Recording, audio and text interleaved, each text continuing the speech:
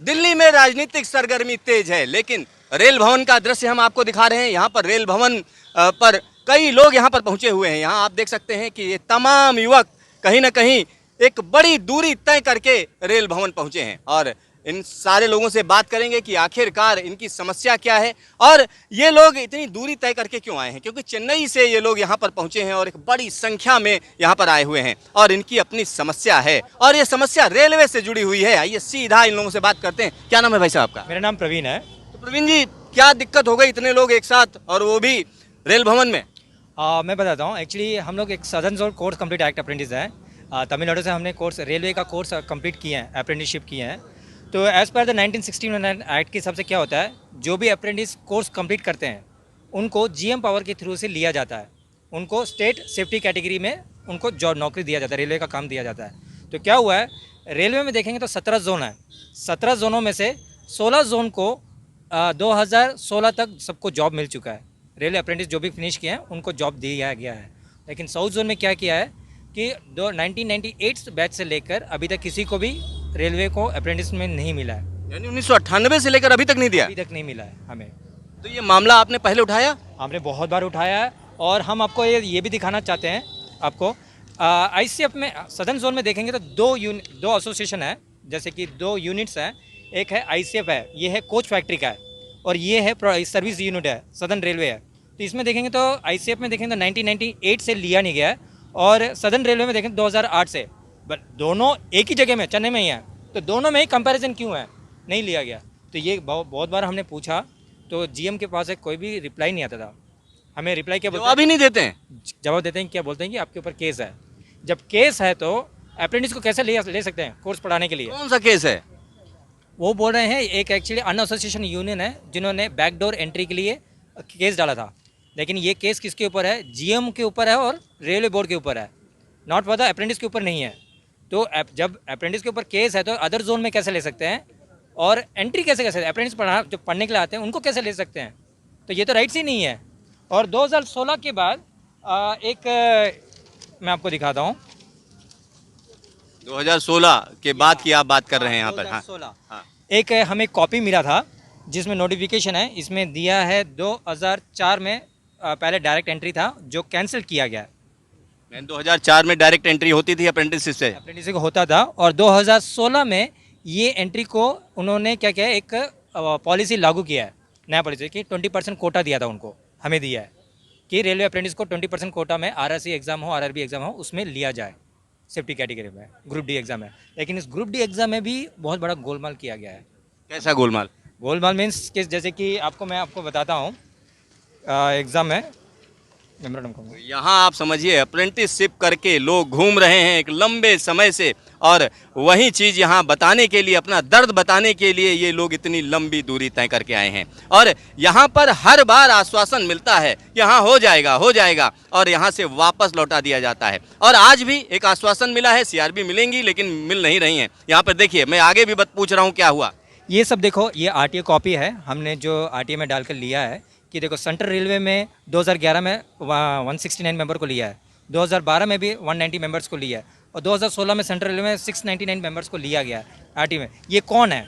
जब इनको ले सकते हैं तो साउथ जोन में क्यों नहीं ले सकते हैं? ये हमें एक बड़ा सवाल है, क्योंकि एक तरफ एक जोन में कहा जा रहा है ये पॉलिसी के तहत ऐसा किया जा रहा है कि आपको नहीं लिया जा रहा, आपके ऊपर केस है, और दूसरे जोन्स की अगर हम बात करते हैं तो यहाँ इन लोगों ने आरटीआई के जरिए निकाला है। आप समझिए कि ये मेहनत कर रहे हैं कि किस तरीके से इनके साथ गलत हो रहा है और उस गलत को सामने उजागर कर रहे हैं कि इस तरीके की चीज़ें हुई हैं, लेकिन इनकी सुनवाई कहीं नहीं है। तो ये और क्या कहना चाह रहे हैं? हाँ, और एक मैं बताना चाहता हूँ, जैसे कि अभी बोल रहे थे कि केस है, जब भी हम जीएम के पास जाते हैं बोलते हैं कि केस है हमारे ऊपर, तो केस होने से ये कैसे ले सकते हैं? 2012 में भी उन्होंने एक 3 मेंबर को लिया है, 2010 में भी इन्होंने 306 को लेके लिया। मैंने जो कोर्स कंप्लीट किया है मैंने 2004 में कंप्लीट किया था, तो मैं 2004 में कंप्लीट करता तो मैं इसके अंदर होना चाहिए था मेरा नाम, तो मेरा नाम क्यों नहीं है? और क्या लगता है ऐसा क्यों हो रहा है आपके साथ? तो हम यही तो जानना चाहते हैं, ये क्यों कर रहे हैं? साउथ जोन में क्यों करके? तमिलनाडु इंडिया में नहीं है क्या? हमें वही डाउट लग रहा है, तमिलनाडु इंडिया में है कि नहीं है, कि अदर जोन को क्यों कंपेयर, अदर स्टेट को क्यों इतना डिफरेंशिएट कर रहे हैं? तो आपको जॉब देना है तो अदर स्टेट को दीजिए, बोल दीजिए स्टेटली, नहीं साउथ को जोन को नहीं देना चाहते हैं, तमिलनाडु को नहीं देना चाहते हैं, तो क्यों? बड़ा आरोप आप लगा रहे हैं। जरूर मैं लगाऊंगा। और ये सब जियो कॉपी है, जो हमें जैसे 96 में दिया गया था अप्रेंटिस को लेने के लिए, और ये 2004 में भी दिया था अप्रेंटिस को लेने के लिए। तो ये सारे जियो कॉपीज़ हैं हमारे पास, हमने ये सब दिखाया है। हमने ह्यूमन राइट्स में भी दिया है, SC ST कमीशन में भी दिया हुआ कंप्लेन अपना, और OBC कमीशन में भी दिया हमने कंप्लेन, ह्यूमन राइट्स में भी दिया हुआ कंप्लेन, लेकिन वहाँ से भी कोई रिप्लाई नहीं हो रहा है।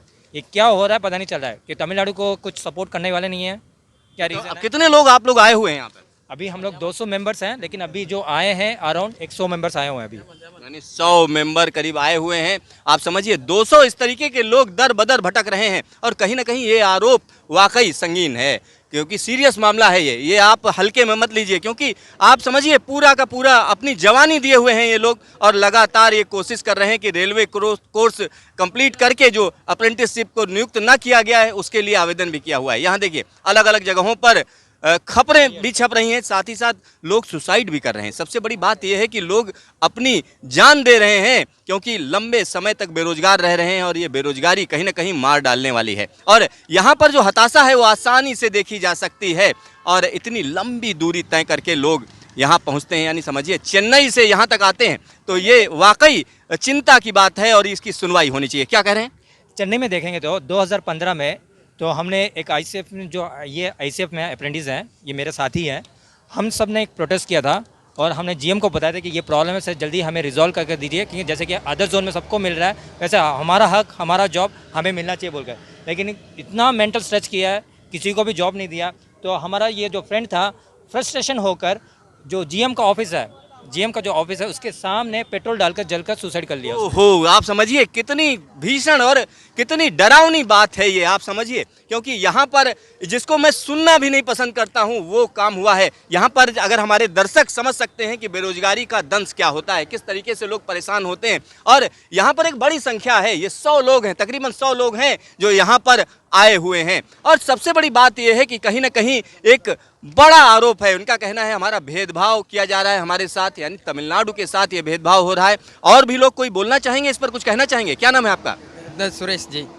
आप जिसमें बोलना चाहें, तमिल में बोलना चाहें நாங்கள் திருச்சி மாவட்டத்துலேருந்து ஐசிஎஃப் சதன் ரயில்வேலேருந்து அப்ரெண்டிஸு 2006 to 8 பேஜில் பண்ணி முடிச்சிருந்துருவோம். நாங்களும் பலமுறை கோரிக்கை வச்சு போராட்டம் பண்ணி எந்த ஒரு நடவடிக்கையும் எடுக்கல. கடைசியாக இங்கே வந்து நின்று நம்ம சேர்மன் அவர்கள்கிட்ட கோரிக்கை வச்சுட்டு இந்த நியூஸ் கமிட்டி கொடுத்துட்டு கிளம்பலான்னு இருக்கோம்.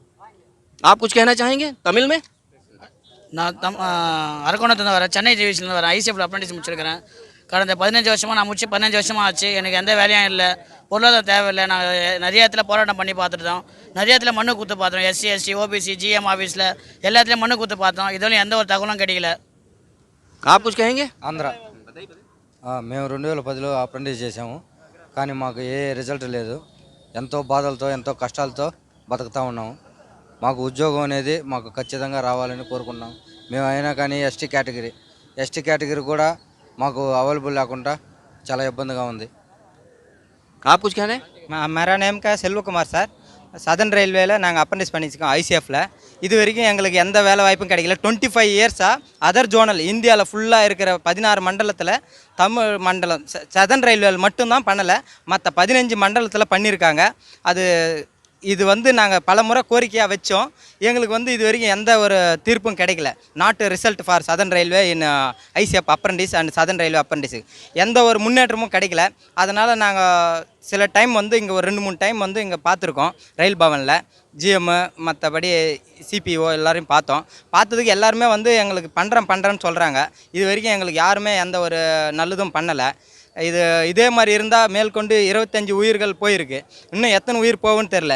இப்போ இங்கே நாங்கள் காசு கூட இல்லாமல் தான் இந்த டெல்லி பயணம் வந்திருக்கோம். எங்களுக்கு வந்து வாழ்வாதாரமே இல்லை, அன்சேஃப் இன் லைஃப். இப்போ நாங்கள் என்ன பண்ண போகிறோம், இங்கேருந்து நல்ல ரிசல்ட் வந்தால் தான் எங்களுக்கு வந்து ஒரு லைஃப் பேக்கப் இருக்குது அப்படின்னு சொல்லிட்டு தான் நாங்கள் பார்த்துக்கிட்டு இருக்கோம் சார். यहाँ पर आप समझिए तमाम लोग हैं यहाँ पर बोलना चाह रहे हैं। आप कुछ कहना चाह रहे हैं? என் பேர் ஞானமூர்த்தி. நான் ஒரு மாற்றுத்திறனாளி. நான் ICFலேருந்து 2008 2009 அப்ரெண்டிஸ் முடித்தேன். நான் கிட்டத்தட்ட ஒரு 15 வருஷம் ஆயிடுச்சு, இன்னும் கூட எனக்கு வேலை வாய்ப்பு தரல. ஆனால் இந்தியாவில் மற்ற மன்றத்தில் 2016 வரைக்கும் வேலை கொடுத்துருக்காங்க அது மாற்றுத்திறனாளிகளுக்கு. ஆனால் ICFல மட்டும் எனக்கு வேலை தரல. என்னுடைய வேலை யாருக்குன்னு கொடுத்தாங்களா இல்லை என்னை ஏமாற்றிருக்காங்க. டெல்லிக்கு நான் 4 முறை வந்திருக்கேன், இதோட எனக்கு இன்னமும் எந்த ஒரு ரெஸ்பான்ஸ் வரல. எனக்கு நல்ல தீர்ப்பு வரும்னு சொல்லிட்டு எனக்கு வந்து CPO இங்கே ரயில் பவனில் ஆளை பார்க்க வந்திருக்கோம். ஒரு நல்ல வாய்ப்பு கிடைக்கணும், எனக்கு வேலை கிடைக்கணும், அதுக்கோசம் தான் நான் வந்து முயற்சி பண்ணிக்கிறேன். வேலை கிடைக்கிறவங்க போராடினே இருக்கணும் கடைசி வரைக்கும். நல்ல தீர்ப்பு கிடைச்சாதான் நல்லா இருக்கும். இல்லை என் லைஃபே போயிடுச்சு எனக்கு. ஹேண்டிகேப் எங்கே போனால் வேலை தர மாட்டேங்கிறான் ப்ரைவேட் கம்பெனியில். நான் கவர்மெண்ட்டில் அப்ரெண்டிஸ் முடிச்சுன்னா கவர்மெண்ட் தான் வேலை தரணும். போய் ப்ரைவேட் கம்பெனி எங்கே கேட்டால் வேலை தருவானா? தரமாட்டேன், கண்டிப்பாக தரமாட்டேன். எனக்கு கடைசி வரைக்கும் நான் போராடினே இருப்பேன். எனக்கு வேலை கண்டிப்பாக கிடைச்சே ஆகணும். எனக்கு இதான் எனக்கு தீர்வு எனக்கு. यहाँ पर आप समझिए बड़ा दर्द है। भाई साहब आप कुछ कहना चाह रहे हैं, जरा समराइज करिएगा, लास्ट बात कहिए। मैं बताता हूँ, जैसे कि अभी ये नोटिफिकेशन देखेंगे आप, इसमें आपको क्लियरली पता चलेगा कि 2016 में रेलवे बोर्ड ने एक इम्प्लीमेंट किया था कि जो भी अभी अप्रेंटिस को जो लिया जाएगा वो है एग्ज़ाम के थ्रू से लिया जाएगा 2016 में। बट ये जो इम्प्लीमेंट हुआ है ये 2017 में इम्प्लीमेंट हुआ था ये। ओके, तो 2000 जब ये इम्प्लीमेंट हुआ है ये पॉलिसी कि अप्रेंटिस को एग्ज़ाम के थ्रू से लिया जाएगा 20% कोटा के अंदर, देन तो ये 2016 में ये है सेंट्रल रेलवे का है। ओके, ये तो 2016 में 31 मेंबर्स को लिया है और 2020 में 4 मेंबर को लिया है। ये कैसे ले सकते हैं? जब एक पॉलिसी गवर्नमेंट ही करते हैं तो विदाउट परमिशन नहीं कर सकते ये लोग। ये कैसे लिया है इन्होंने? तो ये हमारा सबसे पहले क्वेश्चन ये है। तो इनको दे सकते तो हमें क्यों नहीं दे सकते हैं? एक बड़ा सवाल है। आप समझिए यहाँ पर जो लोग हैं ये ऐसा नहीं कि दिल्ली घूमने आए हैं, क्योंकि गर्मी है, ज़बरदस्त गर्मी है और चेन्नई से चलकर ये यहाँ पर आए हैं। और यहाँ पर मैं एक और चीज़ बता दूँ, कहीं ना कहीं जो सवाल ये खड़ा कर रहे हैं वो वाकई पॉलिसी रिलेटेड है, क्योंकि आप लंबे समय से लोगों को लटकाए हुए हैं और बता भी नहीं रहे हैं किस वजह से नहीं आप जॉब में रख रहे हैं। सबसे बड़ी बात है कि कहीं ना कहीं पॉलिसी में कमी है, आपस में तालमेल में कमी है। अगर ये लोग बार बार आ रहे हैं, बार बार इस चीज़ को उठा रहे हैं, उसके बाद भी इनकी सुनवाई नहीं हो रही है। कैमरामैन शकील अहमद के साथ सिद्धार्थ, न्यूज स्टेशन, दिल्ली।